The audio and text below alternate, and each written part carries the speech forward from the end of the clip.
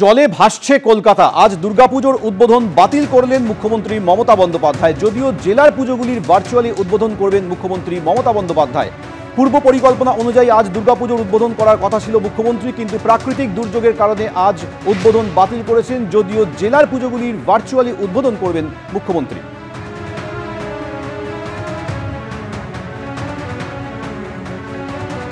বৃষ্টি নেমেছে বেশ কয়েক ঘন্টা হলো, কিন্তু দুর্ভোগ আর নাকাল হওয়ার কিন্তু এখনো শেষ হয়নি। বালিগঞ্জ আইটিআই এর সামনে আপনাদের নিয়ে যাব। একেবারে থই থই করছে জল, প্রায় কোমর সমান। সন্দীপ সরকার রয়েছেন আমাদের সঙ্গে। সন্দীপ, তোমার পিছনে যে গাড়ি রয়েছে, গাড়ির পুরো চাকাটাই অর্ধেকটাই তো জলের তলায়।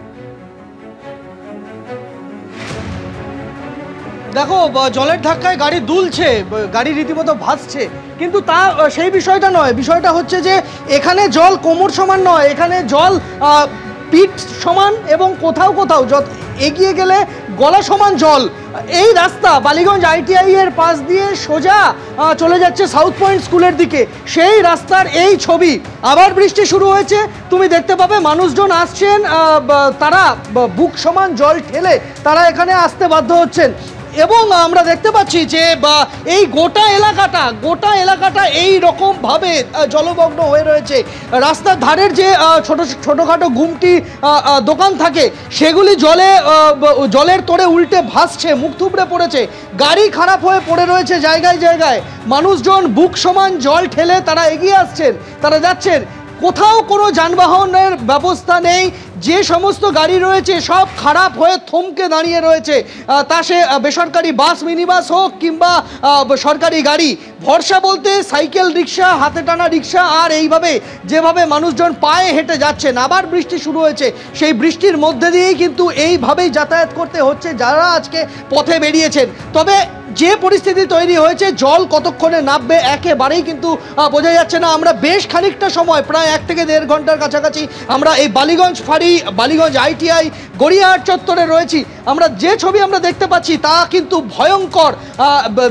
বিভিন্ন জায়গা থেকে যে সমস্ত মানুষজন আসছেন, তারা যানবাহন না পেয়ে যেভাবে পারছেন, তুমি দেখতে পাবে যে একটি ম্যাটাডোর আসছে।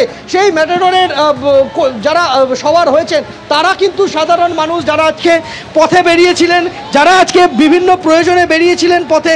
এবং গাড়ি রীতিমতো জলের ধাক্কায়, ঢেউয়ের ধাক্কায় গাড়ি ভেসে উঠলো, তুমি দেখতে পাবে। এবং এইভাবেই এখানে যানবাহন চলাচল করবে, এবং সেই যানবাহন চলাচলের মাঝখানে এইভাবে চরম বিপাকের মধ্যে মানুষজনকে পড়তে হয়েছে যারা আজকে পথে বেরিয়েছেন। যারা আসছেন তাদের দু একজনের সাথে কথা বলবো। আপনারা কোথা থেকে আসছেন, কোথায় যাবেন? কাজ করি ভান্ডারি অটোমোবাইলসে। এসছিলাম অফিসে এসে দেখি এই কন্ডিশন, চারিদিকে জলে জল। আমার এলেন কিভাবে? এলাম পার্ক সার্কাস অবধি চলে এসেছি, ওখান থেকে হেঁটে পুরো আমরা পার্ক সার্কাস থেকে বালিগঞ্জ ফাঁড়ি অবধি হেঁটে এসেছি। যাবেন কিভাবে এবার? যাবো হেঁটে যাবো, আর তো কোনো অপশান নেই। কোনো অপশান নেই আমরা দেখতে পাচ্ছি, এবং সেই অপশান নেই বলেই মানুষজন কিন্তু পায়ে হেঁটে যাওয়াকেই শ্রেয় বলে ধরে নিয়েছেন। তার কারণ উপায় নেই, কেননা এইভাবে এখানে দীর্ঘক্ষণ বন্দি থাকতে হবে। যেখানে দাঁড়িয়ে আছেন তাকে সেখানেই স্ট্যান্ড স্টিল অবস্থায় থাকতে হবে। এবং জলের অবস্থা থেকে তুমি বুঝতে পারছো যে কি ভয়াবহ চেহারা এই মুহূর্তে দক্ষিণ কলকাতার বিস্তীর্ণ এলাকা। এই মুহূর্তে কিন্তু যান চলাচল সম্পূর্ণভাবে বন্ধ রয়েছে।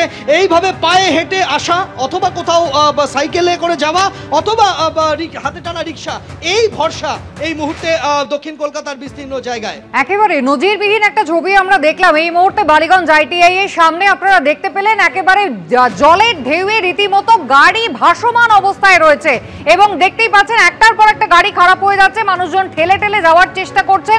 ভয়াবহ অবস্থা, যেদিকে তাকাবেন চারিদিকে শুধু জল আর জল।